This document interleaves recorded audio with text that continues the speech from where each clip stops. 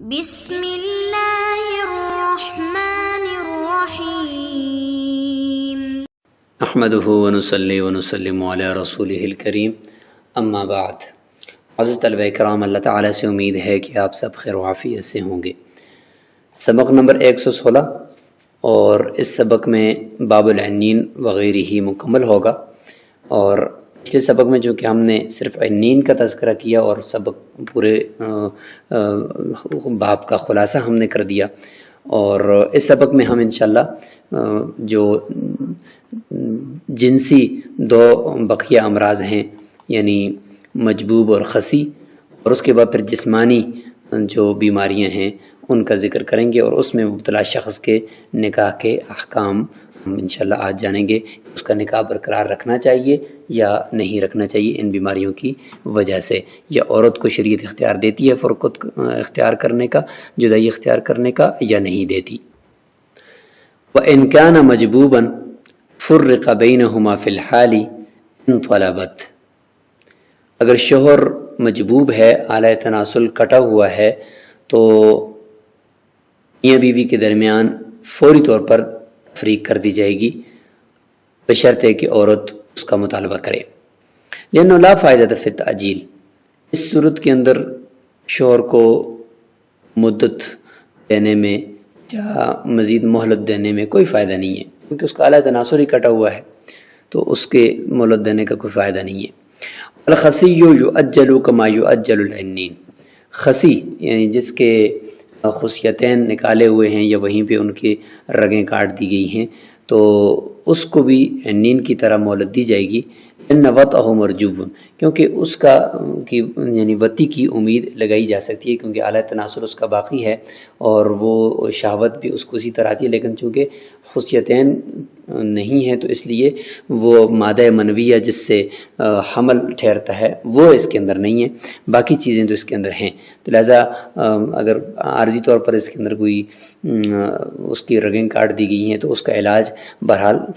حکماء کے نزدیک ممکن ہے، اس لیے اس کو مہلت دی جائے گی۔ وَإِذَا أُجِّلَ الْعِنِّينُ سَنَةً، اگر عنین کو 1 سال تک مہلت دے دی گئی، وقال، اور 1 سال گزرنے کے بعد کہتا ہے کہ قد جامعتها، میں نے تو سال کے درمیان میں، سال کے بیچ میں نے اپنی بیوی سے ہم بستری کر دی ہے۔ وَأَنْكَرَتْ، اور بیوی انکار کر رہی ہے، تو اس صورت میں فرماتے کہ نظر الیہ النساء، عورتیں اس کی طرف دیکھیں گی، یعنی عورتیں تحقیق کریں گی اس عورت کی کہ فَإِنْ قُلْنَا، اگر وہ کہتی ہے یہ بکر، کہ ابھی تک تو یہ باکرہ ہی ہے، تو خیرت، اب اس عورت کو اختیار دیا جائے گا، کیونکہ 1 سال گزرنے کے بعد بھی ابھی تک یہ باکرہ ہے، شوہر جھوٹ بول رہا ہے، تو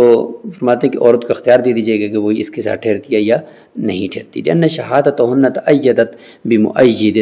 ہی البکارہ، فرماتے ہیں کہ ان عورتوں کی جو گواہی ہے وہ مضبوط ہو چکی ہے ایک مضبوط کرنے والی دلیل کے ساتھ، اور وہ ہے بکارت، تو یہ مزید ان کی بات کو پختہ کر دیا کہ یہ عورت ابھی تک باکرہ ہے، تو لہٰذا عورت کو اختیار دے دیا جائے گا۔ وَإِنْ قُلْنَا، اگر وہ کہتی ہیں یہ سیب، وہ سیبہ ہے، تو لہٰذا اس صورت میں پھر احتمال ہے کہ ہو سکتا ہے کہ شوہر نے ہم بستری کی ہو، تو لہٰذا شوہر اگر کہہ رہے ہیں کہ میں نے ہم بستری کی ہے اور عورت دعویٰ کر رہی کہ نہیں کی، تو لہٰذا شوہر کا قول معتبر ہوگا قسم کے ساتھ، تو شوہر سے قسم لے لی جائے گی۔ حلف الزوج فإن نقل، ہاں اگر قسم سے انکار کرتا ہے، نقول کرتا ہے، تو پھر اختیار دے دیا جائے گا، اور اگر وہ قسم کھا لیتا ہے تو پھر عورت کو کوئی اختیار نہیں ہوگا۔ لتأیدها بالنقول، کیونکہ عورت کی جو بات ہے وہ مضبوط ہو جائے گی شوہر کے قسم سے انکار کرنے کی وجہ سے، کیونکہ پھر شوہر کے خلاف فیصلہ ہوگا۔ وَإِنْ حَلَفَ، اگر قسم کھا لیتے تو لا تخیر، پھر عورت کو اختیار نہیں ہوگا۔ وَإِنْ كَانَ سَيِّبًا فِي الْأَصْلِ، اگر وہ عورت پیدائشی طور پر ہی مطلب شروع سے ہی وہ سیبہ ہے، تو اب اس کے باکرہ یا سیبہ ہونے سے کوئی فرق نہیں پڑے گا، لہٰذا یہ ایک دلیل نہیں بن سکے گا کہ یہ سیبہ ہے تو پھر شوہر نے شاید ہم بستری کی ہوگی، اگر باکرہ ہے تو نہیں کی ہوگی، تو یہ پھر دلیل نہیں بن سکتا، تو پھر کیا کریں گے؟ فرماتے ہیں فالقول قولہ مع یمینہ، پھر مرد کا قول جو ہے وہ قسم کے ساتھ معتبر ہو جائے گا، کیونکہ ہو سکتا ہے کہ اگرچہ عورت تو پیدائشی طور پر سیبہ ہے، لیکن ہو سکتا ہے کہ شوہر نے ہم بستری بھی کی ہو، کیونکہ باکرہ تو نہیں ہے کہ ہمیں یقین ہو کہ نہیں کی۔ وقت ذکرنا ہو، اس کو بھی ہم نے ذکر کیا کہ شوہر جو ہے وہ فرقت کا انکار کر رہا ہے، تو لہٰذا اس کو قسم دی جائے گی اور قسم کے ساتھ اس کا قول معتبر ہوگا۔ فإن اختارت زوجہ، اگر عورت تو اسی شوہر کو ان تمام بیماریوں کے باوجود اختیار کر لیتی ہے تو لم یکن لہا بعد ذالک خیار، پھر اس کے بعد اس کو اختیار نہیں ہوگا۔ ایک دفعہ اگر اس نے کہا کہ نہیں اس عذر کے بغیر بھی یہ میرا شوہر ہے تو اس کے بعد پھر اس کو اختیار نہیں دیا جائے گا۔ لأن راضیت ببطلان حقها، کیونکہ وہ اپنے حق کو باطل کرنے پر راضی ہے۔ اور پھر تعجیل تعتبر السنۃ القمریۃ هو الصحیح، السنۃ القمریۃ هو الصحیح، فرماتے ہیں کہ جو مدت شوہر کو 1 سال کی دی جائے گی تو اس مدت کا اعتبار کیا جائے، تو فرماتے ہیں یعنی کس سال کا اعتبار کیا جائے، انگریزی سال کا، شمسی سال کا یا قمری سال کا، تو فرماتے ہیں قمری سال جو 354 دن بنتے ہیں اس کا اعتبار کیا جائے گا۔ صحیح اور راجح قول یہی ہے۔ وَيُحْتَسَبُ بِأَيَّامِ الْحَيْضِ وَبِشَهْرِ رَمَضَانَ لِوُجُودِ ذَلِكَ فِي السَّنَةِ، فرماتے ہیں کہ جو سال کے اندر پیش آنے والے جو اس کو دن ہیں، مطلب حیض کے جو ایام ہیں وہ بھی اسی سال میں شمار ہوں گے، اگرچہ ان میں 2 عورت کے ساتھ ہم بستری ویسے بھی نہیں ہو سکتی نا، لیکن چونکہ وہ سال کے اندر آتے ہی رہتے ہیں، اکثر آتے رہتے ہیں، تو ان کو اگر ہم نکالیں گے تو پھر ایک مستقل گوئے کہ ہر مہینے کے اندر 6-7 دن ہمیں وہ پھر الگ سے شمار کرنے پڑیں گے، اور ہم شوہر کو 354 دن گزرنے کے بعد پھر وہ ہر مہینے کے اگر ہم 6 دن بھی کم از کم لگائیں حیض کے تو پھر 12 کے گوئے کہ 72 دن مزید شوہر کو دے دی جائیں گے، تو اس سے عورت کے اوپر کافی زیادتی ہونے کا خدشہ ہے۔ تو اس لیے فرماتے ہیں کہ یہ جو دن ہیں جو اکثر طور پر عورت کو پیش آئے ہیں حیض وغیرہ کے، تو وہ اسی میں شمار ہوں گے، الگ سے شمار ہم نہیں کریں گے، تو وہ اسی میں ہی شمار ہوں گے۔ اور بشہر رمضان، اور رمضان کا مہینے بھی چونکہ ہر سال میں مزید ایک ہوتا ہی ہے تو اس کو ہم نکال تو نہیں سکتے، تو اس کو بھی ہم اسی سال میں شمار کریں گے، اگرچہ رمضان کے اندر دن کے وقت ہم بستری تو نہیں ہو سکتی، لیکن یہاں پر اس کو بھی ہم شامل کریں گے۔ یہ وجود ذالک فی السنہ، کیونکہ یہ سال کے اندر یہ چیزیں، یہ والے جو دن ہیں ایام ہیں یہ پائے جاتے ہیں، لیکن ولا یحتسب بمرضہ و مرضها، مرد یا عورت کی بیماری کے جو دن ہیں ان کو اس سال میں شمار نہیں کیا جائے گا اس کے لیے، پھر کیونکہ وہ مرض کبھی کبھار آتی ہے،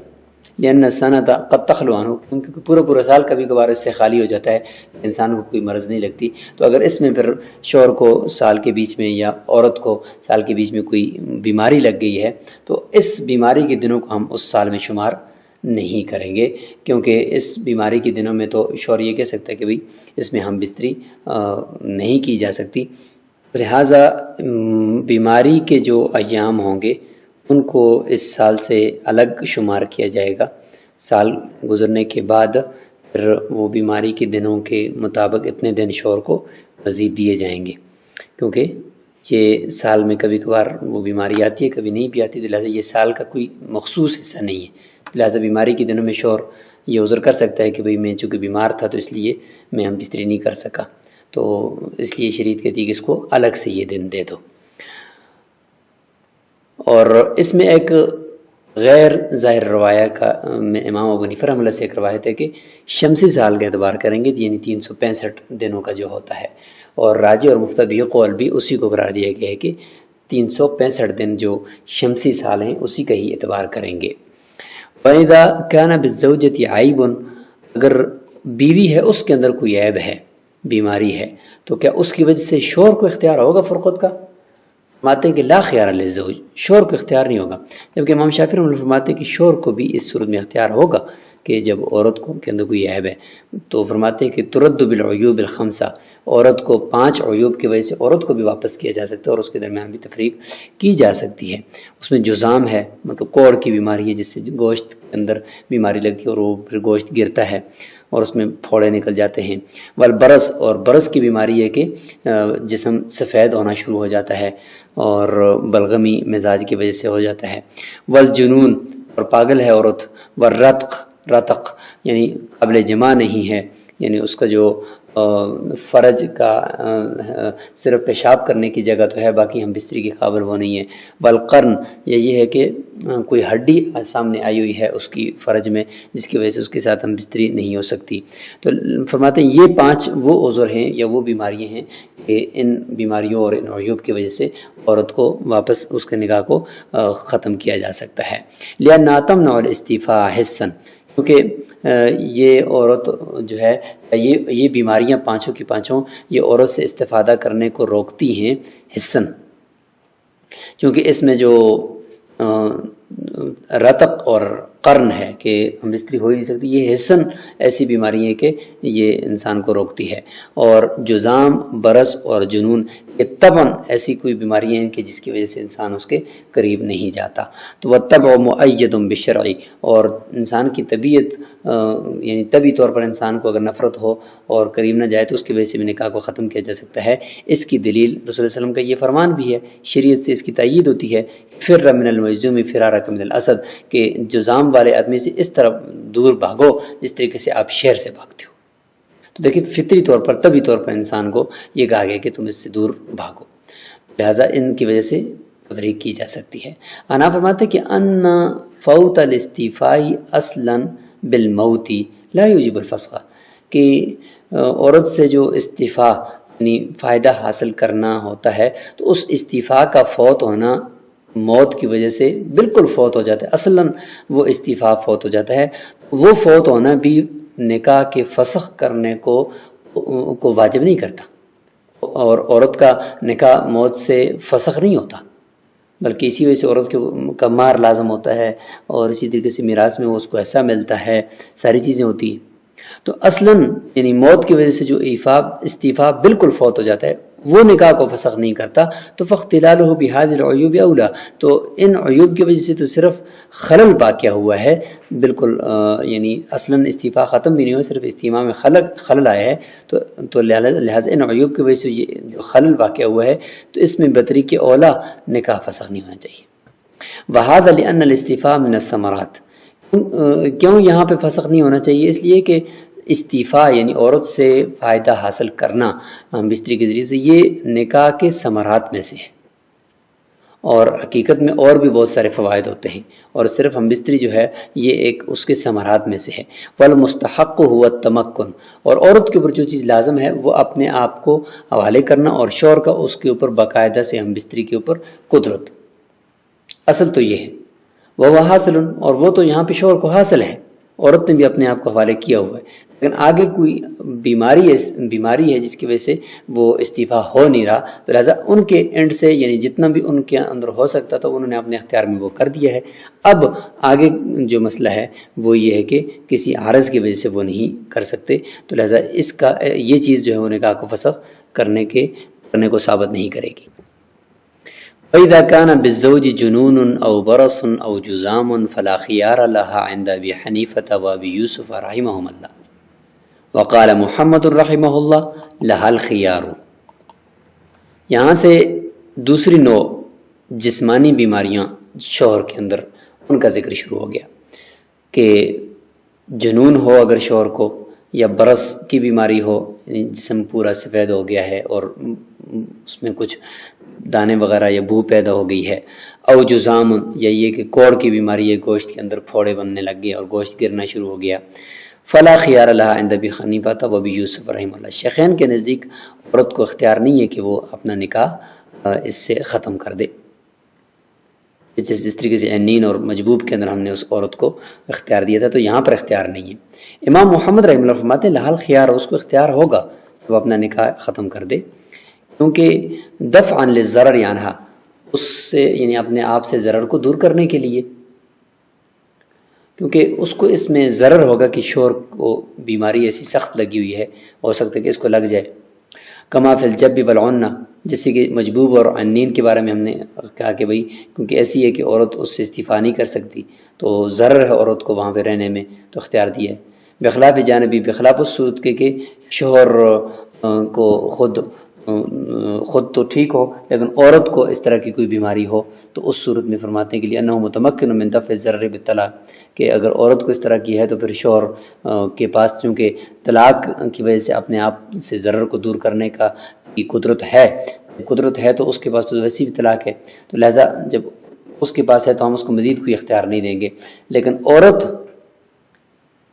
اگر نہیں چاہتی ان بیماریوں کے اندر اس کے ساتھ رہنا تو اس کو اختیار ملنا چاہیے۔ ولہما، شیخین فرماتے ہیں کہ ان الاصل عدم الخیار، اصل تو یہ ہے کہ اختیار کسی کو بھی نہ ہو، کیونکہ لما فیہ من ابطال حق زوج، کیونکہ اس میں یعنی اصل یہ ہے کہ عورت کو اختیار یہاں پر نہ ہو، کیونکہ اس میں شوہر کا حق باطل ہوتا ہے اور اس میں شوہر کے حق کو باطل کرنا لازم آتا ہے۔ وانما یثبت فی الجب والعنہ، پھر اشکال ہوتا ہے کہ پھر آپ نے مجبوب اور عنین کی صورت میں عورت کو کیوں اختیار دیا ہوا ہے؟ اس کا جواب دیتے ہیں کہ لأنہما یخلان بالمقصود الشرع من مقصود المشروع له النکاح، اس لیے کہ مجبوب اور عنین کے اندر جو الجب والعنہ بیماری ہے یا مرض ہے، یہ دونوں کی دونوں اس مقصود کے اندر خلل پیدا کرنے والی ہیں جو نکاح کے اندر مشروع کیا گیا ہے، جس کے لیے نکاح کو مشروع کیا گیا ہے، وہ ہے توالد و تناسل، اولاد کا پیدا کرنا۔ تو وہ جو بیماری ہیں، مجبوب ہونا، عنین ہونا، یہ وہ بیماریاں ہیں کہ ان کی وجہ سے نکاح کا مقصود توالد و تناسل فوت ہو رہا ہے، اس کے اندر یہ خلل ڈالتے ہیں، اس لیے ہم نے وہاں پہ عورت کو اختیار دیا۔ جبکہ یہ جو بیماریاں ہیں، جذام ہے، برس ہے یا اسی کے ساتھ جنون ہے، تو یہ توالد اور تناسل کے اندر معنی نہیں ہے، اس لیے فرماتے ہیں کہ اس کے اندر ہم ان کو یعنی عورت کو اختیار نہیں دیں گے، اور شیخین کا قول ہی معتبر ہے اس میں۔ وَهَذِهِ الْعُيُوبُ غَيْرُ مُخَلَّةٍ بِهِ، یہ عیوب جو ہیں یہ اس مقصود کے اندر خلل پیدا کرنے والے نہیں ہیں۔ فافترقا، پس یہ مجبوب اور عنین کا مسئلہ اور یہ والی جو تین بیماریاں جسمانی یہ آپس میں جدا جدا ہوگی۔ واللہ اعلم بالصواب۔ اسی کے ساتھ باب العنین اور اس کے علاوہ جو بیماریاں ہیں ان کے احکام اپنے اختتام کو پہنچے۔ السلام علیکم ورحمۃ اللہ۔